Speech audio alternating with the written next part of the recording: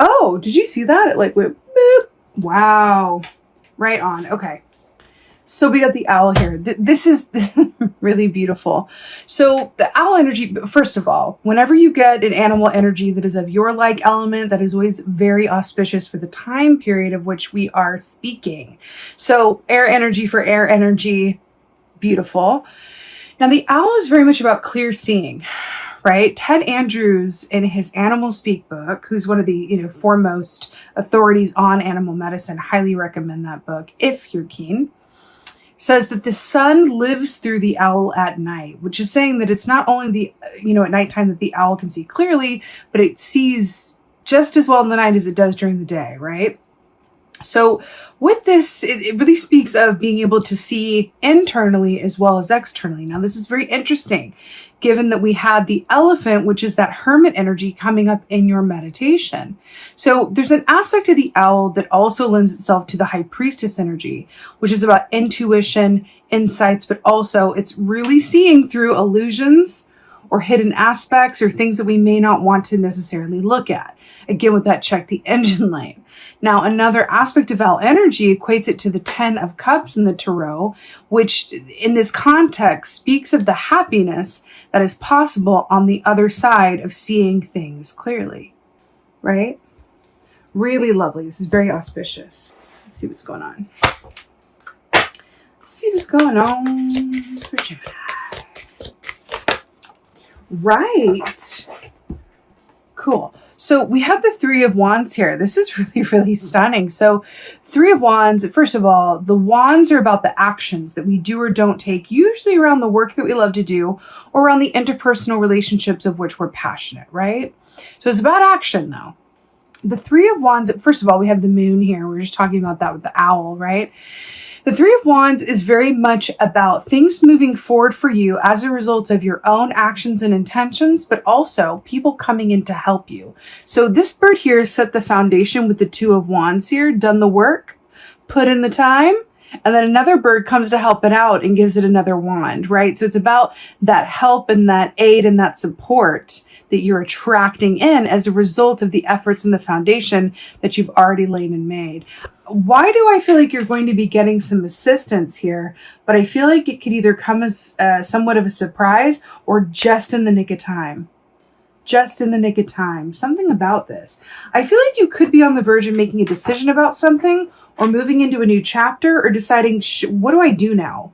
Because that energy of Walter Mitty on the beach, like, should I pick up the papers and thus commit myself to this suitcase lifestyle? Or should I just let it go and thus commit myself to this beach reality? It's that Two of Swords / Five of Wands tension that I'm picking up on. And that's what this feels like here. It feels like there's going to be a crossroads of sorts or a moment in time where you're like, what do I do now? Okay, which way do I go? Should I move on this? Should I call this? Should I switch this up? And that's when something's going to come in and go, whoop, here you go. Oh, brilliant. Wow, Gemini, hello. Ace of Cups. Okay. Did I not say that Ted Andrews in his Animal Speak book said that the sun lives through the owl at night? Hello. It's interesting here with this Ace of Cups. Traditionally speaking, Ace of Cups is about fertility, abundance, but it's about a lot of intuitive information and also self-care, right? This is really, really interesting. I feel like this sun, there's something about those of you who are watching this who have your sun specifically in Gemini. I feel like this is very specific to you in this context of the lotus flower that's sitting within this Ace of Cups. So the lotus flower is beautiful, right? But it comes up from the muck and the dirt and the excrement. It's not nice, right?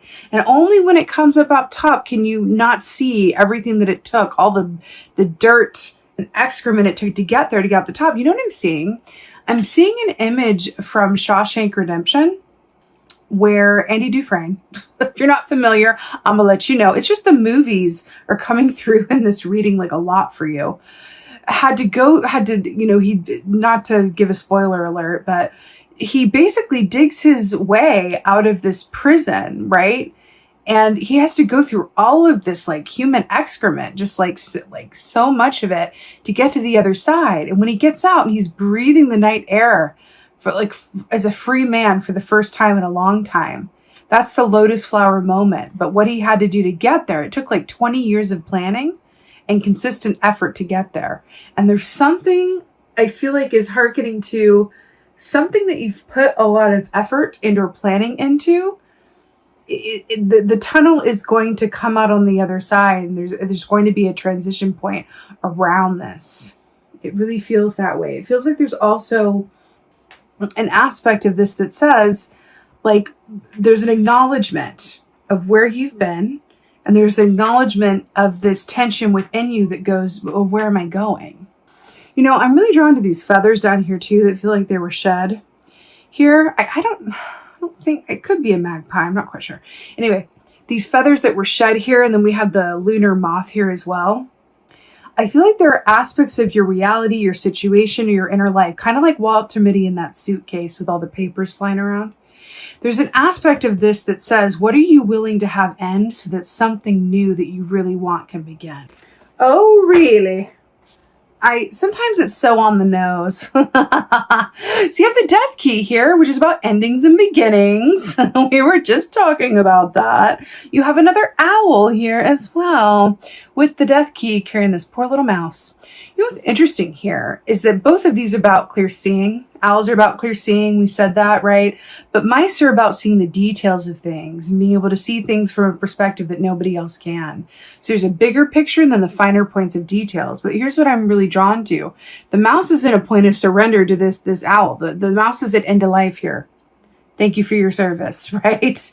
Or thank you for your sacrifice, really. The mouse is at end of life with the owl. And I feel like there's something dying away in terms of the finer facts and figures of something. You've already put a lot of that time and work and effort in. And the owl is coming in to say, again, what I just said. What aspects of you and or your circumstances are you willing to let die so that something new can be birthed? That's what this transformative energy is, right? And look at the white feathers I was drawn to say that in the moth, and then look at the white feathers of the owl. It's really, really interesting here. But this does feel like transitions and moves and phases and things, you know, coming to completion points so that something new can begin. But I don't feel like this is without some form of resistance or sadness or loss. And I do feel like the relief may be more palpable, or the excitement over something new may be more palpable than the loss. But at the end of the day, when things end, when we transition from one state to another, there is an inherent bittersweet, you know, feeling that comes along with that. And again, with that Walter Mitty sitting on the beach, like going, do I really pick up these papers and the briefcase and this commit myself to this, you know, where I was, or do I really let it go and embrace, you know, this sand reality? You know, what's really interesting with that too, what's coming to mind, it's in this deck. I'll show it to you.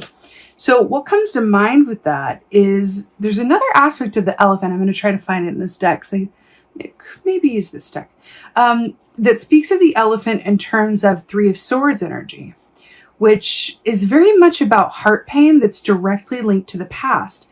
Elephants are associated with the past because they have very long memories. They're highly intelligent. They mourn their dead, all of that. So I feel like this elephant in the background too for you is very much about what has been. Mourning it if you need to, right? There's something in that. And then allowing yourself to really see it, to release it, right? That's the thing. Like, we can think that we release things and they come back to us in really surprising ways, either when we're triggered or when the cards are down as I put the deck down. So it's really about engaging in a sort of vigilant self-awareness. Is this literally going to be the last card in this deck, though? Maybe you're not meant to see it, but I could have sworn in this deck, maybe it's in this one. There's one of these decks where the Three of Swords is kind of shown with this elephant animal energy attached to it. And I think it's, oh, there's an elephant with Two of Cups. But it's the tusks that are sticking up out of the heart. And again, it's so often heart pain, right? Directly ties us to the past and what has been, right? When you think about mourning, we've mourned what we've lost. We have so much pain that is connected to the past that it affects us, sometimes subconsciously. Sometimes we can be affected by things from a subconscious place and not even really be aware of them. And that's when it's really important for us to assume the hermit position as it was and really engage in some self-awareness so that we're not subconsciously affected by our fears or the past pain or whatever it is. Oh, okay. Hope this was worth the wait. Here we go. 3 of Swords. Here we go. Oh, feather, elephant tusks and feather. I feel like this is an aspect of your reading as well that you're really being asked to be cognizant of so that you can release it. Now, what's really interesting here is in Egyptian lore, when you would die, your heart was placed on there was a scale, right? Placed on one side of the scale and a feather on the other. And if your heart was lighter than a feather, then you were able to pass through to the afterlife.